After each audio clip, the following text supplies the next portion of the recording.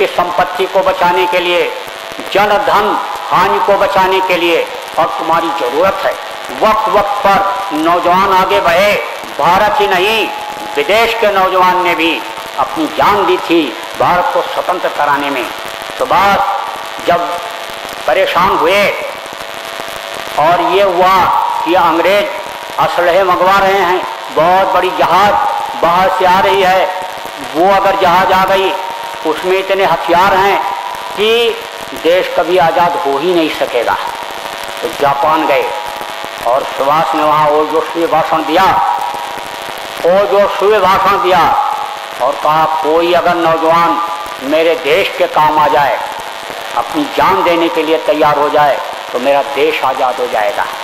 वहीं पर एक नौजवान बैठा हुआ था, जब सुना तो वो अपने जज्बात को रोक नहीं सका और कहा, अरे सुभाष, अपने देश के लिए, अपने मुल्क के लिए, अपनी मातृभूमि के लिए तो हर कोई कुर्बान होता है, चल मैं तेरे देश के काम आऊँगा।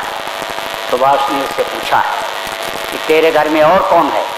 बोला बूढ़ी माँ के अलावा और कोई नहीं। सुभाष ने कहा तेरी बूढ़ी माँ ही इस अच्छे काम में बाधक बन जाएगी, वो तुझको नहीं जाने देगी। लड़का गया और रोता हुआ अपनी माँ से बोला, कहा माँ तू मेरे अच्छे काम में बाधक बन रही है, तू अगर न होती तो मैं भारत देश के काम आ गया होता। लोग कहते हैं सती सावित्री, झांसी की रानी पद्मावती भारत में ही हुई थी, लेकिन मैं तो कहता हूँ वो भी एक देवी थी। उसने पहले कुर्बानी दिया, कहा उठा ला तलवार और काट देती हूँ मैं अपनी गर्दन, और ले जा करके सुभाष के सामने रख देना, कह देना मेरी माँ नहीं रही। जब ले गया और रख दिया, ऐसे जूड़ा पकड़ करके माँ का कटा हुआ गर्दन से रख दिया और कहा चल मैं तेरे देश के काम आऊँगा। सुभाष ने उसके शरीर में बम बांधा और उस चिमनी में डाला जिसमें बहुत सारे असलहे आ रहे थे, और वो जब जहाज फटी तब अंग्रेज़ों का कलेजा फटा और तब ये देश आज़ाद हुआ। नहीं तो आप चैन की नींद यानी नहीं सो सकते थे, चैन की रोटी नहीं खा सकते थे, गुलामी के जंजीर में जकड़े हुए थे। तो वो भगत सिंह चंद्रशेखर जो कुर्बानी दी है, नौजवानों उनको याद करो, उस बच्चे को, नौजवान को भी याद करो। आपका भी फर्ज बनता है कि देश को खुशहाल बनाओ, देश में सुख और शांति लाओ, देश में यानी अमन चैन लाओ, और समय पर जाड़ा गर्मी बरसात कुदरत से दिलाओ। और ये तभी होगा जब लोगों की नीयत अच्छी होगी, तभी बरकत होगी। जब लोग शाकाहारी सदाचारी होंगे, जब लोग शराब और बुरे नशे का सेवन करना बंद करेंगे, ये तभी होगा। और नहीं तो कुदरत बिल्कुल नाराज खड़ी है। ये अभी जो उत्तराखंड में आपने घटना देखा, ये तो कुछ नहीं है। सिनेमा जब दिखाते हैं और पिक्चर बदलने को होती है, तो जो आने वाली पिक्चर होती है उसका ट्रेलर उसी में दिखा देते हैं। तो ये ट्रेलर है, ये ट्रेलर है। गुरु महाराज से शंकर जी ने कहा था कि हम बहुत दिनों से भूखे हैं, हमको किसी ने खिलाया नहीं, और काशी में आप आकर के हमको खिला दीजिए, प्रसन्न कर दीजिए।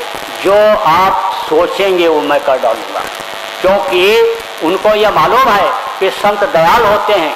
जो अवतारिक शक्तियाँ होती हैं उनमें दयाल और काल की दोनों धारें होती हैं। यही कारण रहा कि राम ने कहा काल रूप किनकर में भ्राता, और शुभ और वशुभ कर्म फलदाता। लेकिन जो संत होते हैं, सदगुरु होते हैं, उनमें केवल दया ही धार होती है।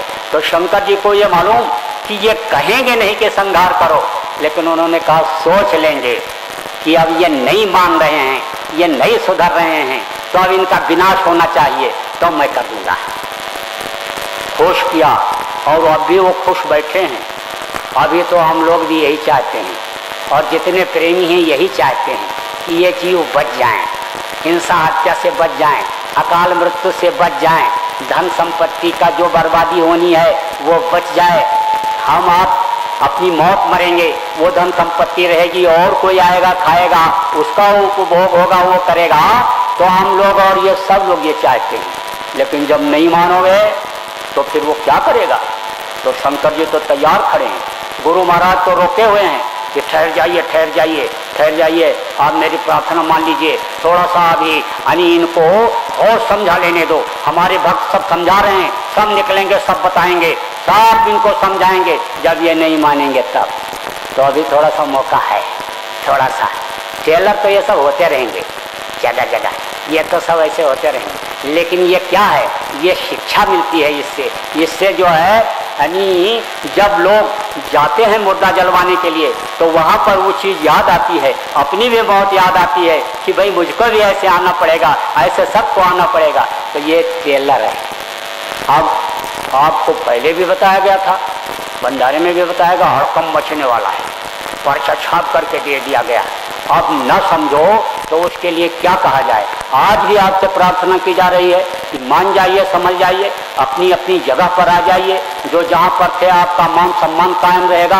आप मान जाओगे तो भला हो जाएगा, आपकी वजह से लोगों का और लोगों का भी भला हो जाएगा।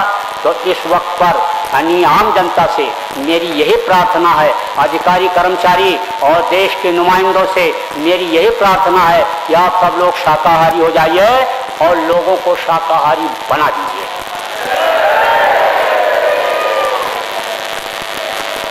तो अब तो गुरु पूर्णिमा का कार्यक्रम समाप्त। अब आगे आ रहा है रक्षाबंधन। रक्षाबंधन होगा कलकत्ता में, सुबह कलकत्ता में और शाम को बंबई में, वहाँ मनाया जाएगा। गुरु महाराज भी इसी तरह से पहले जाते रहे, तो लोगों ने मेरे से कहा कि यह परंपरा कायम रखनी है। गुरु महाराज जब दया करते रहे तो आप भी आ जाइए। तो हमने कहा हम तो इसी काम के लिए आई, हमारी कोई और खेती थोड़ो, हम तो संगत के काम के लिए ही, हमारा उपयोग जहाँ कर सको कर लो। और मैं तो अभी जो घर फूके अपना चले हमारे साथ, मैं तो सब छोड़ दिया। जिसके लिए लोगों को ये इच्छा थी, लोगों को ये जिसकी सोच थी कि ये उसमें फंसेंगे, झगड़ा झंझट में, रुपए पैसे के लालच में, वो तो सब मैंने छोड़ दिया। कोई इच्छा नहीं रही, सच बता रहे हैं, परमात्मा की इच्छा। और गुरु महाराज जो काम सौंप करके गए, नए को नामदान देने का और पुरानों की संभाल करने का, वो काम, और जीवों की रक्षा करने का, जीव अकाल मृत्यु से बच जाएं, इसलिए यानी ये सब बातें कही जा रही हैं और इसी काम में मैं लगा हुआ हूँ। फिर दूसरा कार्यक्रम आएगा जन्माष्टमी का, जिसको भी गुरु महाराज मनाया करते थे, तो वो होगा वाराणसी में, उत्तर प्रदेश में, बनारस में जन्माष्टमी का कार्यक्रम होगा। इसके अलावा जो आगे के कार्यक्रम होंगे वो भी आपको खबर लग जाया करेगी। गुरु महाराज के नाम का आश्रम उज्जैन में बन रहा है, कुछ बन भी गया, ज़मीन भी वहाँ खरीद ली गई। उसी गुरु महाराज के नाम के आश्रम पर मैंने भी अपना एक यानी जगह बना लिया, बिस्तर बना लिया है, लगा लिया है वहीं पर। यानी वहाँ पर भी कार्यक्रम अभी तक पूर्णिमा के होते रहे, लेकिन अब इधर पूर्णिमा के भी कार्यक्रम यानी कब से शुरू होंगे उसकी खबर आपको लगेगी, लग जाएगी। तो जहाँ कहीं भी खबर लगे आ जाओ। प्रेमी से प्रेमी मिले, गुरु भक्ति दिन होए, और प्रेमी खोजन में चला, प्रेमी मिला न कोय। गुरु भक्ति दिन होगी, गुरु के प्रति श्रद्धा प्रेम बढ़ेगा, गुरु के लिए और मालिक के लिए तड़प जगेगी, तो काम हो जाएगा। खेल खेल में भी बहुत सा काम सदगुरु बना दिया करते हैं, गुरु महाराज बना देंगे, हमारा आपका भी काम बन जाएगा, लोक भी बन जाएगा, परलोक भी बन जाएगा। गुरु पर भरोसा करो, गुरु की मौज पर रहो, खाने पहनने की कोई दिक्कत नहीं रहेगी, बच्चों की फर्ज अदायगी करने में कोई दिक्कत नहीं रहेगी, और वजन में भी दया हो जाएगी, निकल चलोगे।